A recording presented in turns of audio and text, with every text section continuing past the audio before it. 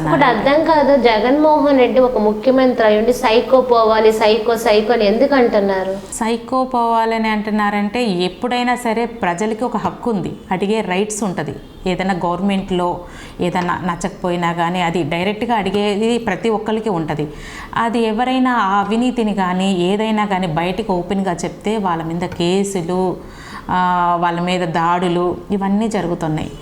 వాళ్ళని జైల్లో పెట్టేసి వాళ్ళ మీద అరెస్ట్ చేయటం కానీ ఇవన్నీ జరుగుతున్నాయి. ఇవన్నీ జరుగుతుంటే ఒక ముఖ్యమంత్రి అయి ఉండి చిన్న వాళ్ళని కూడా వదలట్లేదు. చిన్న మామూలుగా మెసేజ్లు పంపిస్తారు, వాట్సాప్లో మెసేజ్, వాళ్ళని కూడా కేసులు పెట్టి అరెస్ట్ చేస్తున్నారు. ఇంట్లో చిన్న చిన్న వాటిలో కూడా ఒక ముఖ్యమంత్రి హోదాలో ఉండి చిన్న చిన్నవి కూడా వదలకుండా ఈ విధంగా వాళ్ళ కార్యకర్తల చేత దాడులు చేయించటాలు కానీ ఇవన్నీ చూస్తుంటే ఇంకా అందరూ ఇంకా ఏమంటారు, సైకోనే అంటారు. అందుకని సైకో పెట్టారు. అందుకని అంటే ప్రతిదీ కూడా ఇప్పుడు ప్రతి ఒక్కరికి అడిగే రైట్స్ ఉంటుంది. ఎక్కడ అడగనిస్తున్నారు? ఏదైనా బయటకు వస్తుంటేనే భయపడేటట్టుగా ఇది చేస్తున్నారు కదా. అందుకని ఇంకా సైకో అన్నిటికీ తెగించిన అలాంటి కార్పొరేట్లు కానీ కార్యకర్తలు కానీ బయటకు వచ్చి ఏదైతే అదేం పెట్టుకుంటే పెట్టుకొని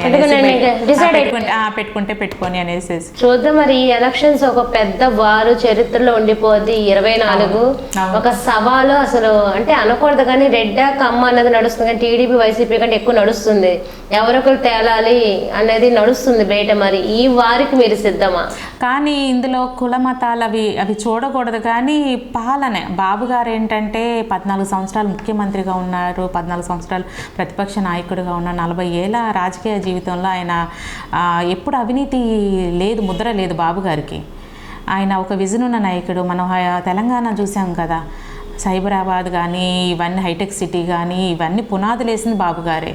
బాబుగారు మనం గెలిపించుకుంటే ఏంటంటే యువతకి కానీ కంపెనీస్ వస్తాయి, అమరావతి రాజధాని అయితే ఉద్యోగ అవకాశాలు ఉంటాయి. ఆయన మనకి రాష్ట్రానికి ఎంతో అవసరం ఈ టైంలో.